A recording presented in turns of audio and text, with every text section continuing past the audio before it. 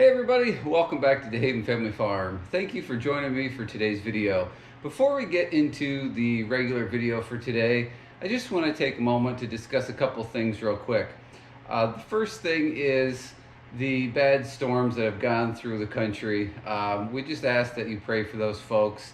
That is some really devastating storms, terrible damage, and our hearts go out to everybody who was involved with that. So again, just take a moment out of your day and say a quick prayer for them. We'd appreciate it.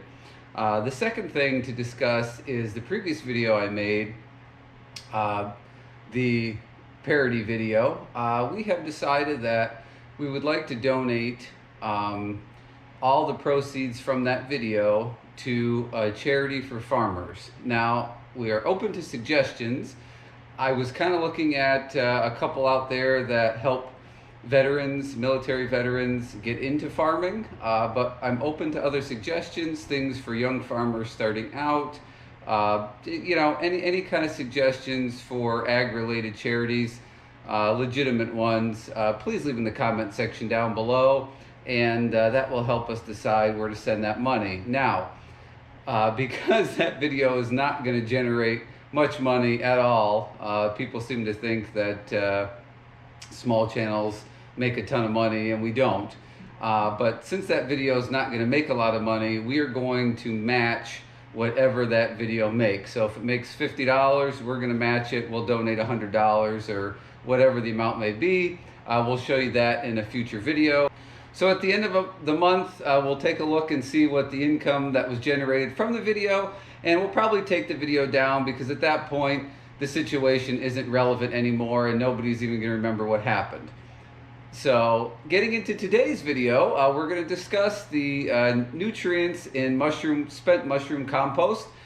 Right now, and probably going into next year for sure, fertilizer prices are pretty ridiculous and had been climbing. In this past season, I used some mushroom compost on a lot of my fields to help build not only organic matter, but add nutrients as well.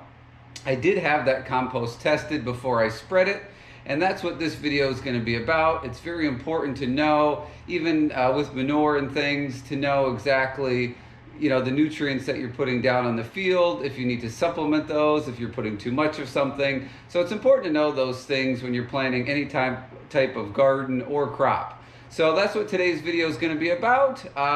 We're going to jump into that now. Thanks for watching this, and I hope you enjoy the video.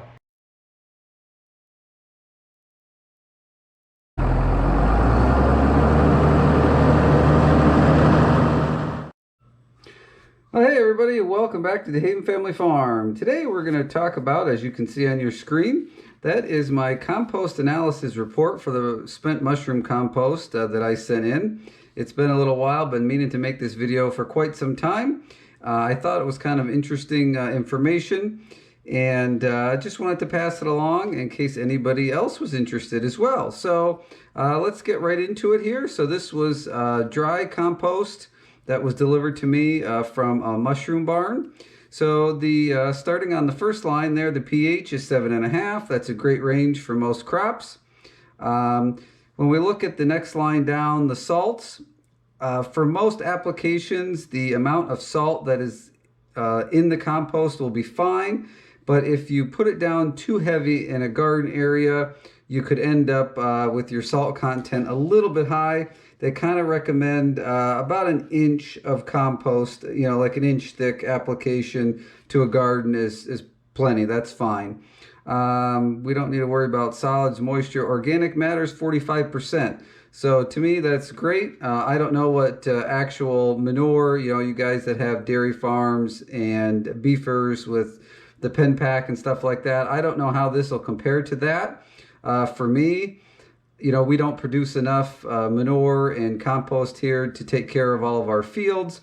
So this is a great alternative. And for me, getting 45%, getting that organic matter put on some older fields that haven't had any for years and years is fantastic. So we have nitrogen here. It lists it at 1.6%, 1.61%. So you would take the 2,000 and multiply it by the 1.61 that's there, divide that by 100 times 0.2, and you get 6.44. So there's 6.5 pounds roughly of nitrogen per ton. So his recommendation to me on the nitrogen was to put 5 tons of compost per acre. One thing to note about this compost is that the nitrogen is not all available at once like the other elements are. The phosphorus and potassium are available immediately, but the nitrogen it ends up being kind of a slow release. So it takes about the whole season to use the 100% of, to use all the nitrogen that you have there. So I did forget to say at the beginning of the video that I did call Penn State and talk to a gentleman there to help decipher what all these numbers meant. So I'm looking at some notes here as we're doing this. So that's what we have there. And then, some carbon. So we come down and we'll look at the phosphorus and potassium. Same thing. We're going to multiply to figure out how many are in a ton.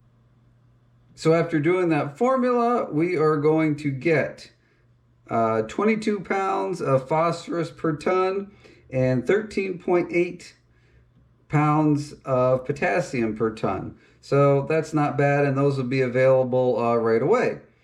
So then a couple other things to look at, just the trace elements, the amount of aluminum, iron, magnesium, copper, zinc. He said all those numbers were good. Those are all kind of micronutrients that's one of the benefits besides getting the organic matter. Those micronutrients are another advantage to using compost over commercial fertilizer. You do not get obviously the organic matter or the micronutrients. So that was another reason that I was interested in the compost besides the cost. So speaking of the cost, this cost me $10 per ton roughly. So we're looking at 5 tons to the acre. We're looking at $50 an acre roughly. That of course doesn't include labor and fuel and things like that to apply it, but just in terms of material, that's roughly where we are. So that to me is not too bad compared to what the cost of fertilizers running right now. I can't really do a comparison. I mean, you guys kind of know in your area what things are selling for, but this is definitely cheaper. I have been having some struggles about getting it applied. For those of you who have watched, videos about spreading compost, I'm doing some modifications to my lime spreader to allow that to happen. But overall, I think it's a great thing, again, because of the organic matter, the micronutrients. I am supplementing some urea to start the season since this nitrogen isn't available right away. I am supplementing a little bit, in the beginning of the season. I'm putting 50 pounds to the acre of urea down. That would be straight urea. So if you were buying it in a mix, like a 46%, that's roughly 100 pounds of material because of the filler. That always gets confusing to me when people throw out numbers of how many pounds of things they're putting down per acre, because you always wonder, well, are they accounting for the filler material in there, or did they buy a straight product? So it would be 100 pounds per acre if it had the filler in it, and then roughly 50 pounds per acre without the filler. So I did supplement that on some fields that I spread the compost on this spring, and so far I've been pretty happy with the results that I've seen. So if you have any questions about this analysis report, I'll do my best to answer them. This is the first year I've done anything like this, so I am not an expert by any means. I'm just kind of getting my feet wet here. If anybody has any suggestions or sees anything on here of interest, please leave it in the comment section down below. I appreciate all the information I can get. So that's it for today's video here with the compost analysis. I appreciate everybody watching. And please hit the subscribe and the thumbs up on your way out the door. And hey, I hope to see you guys on the next video.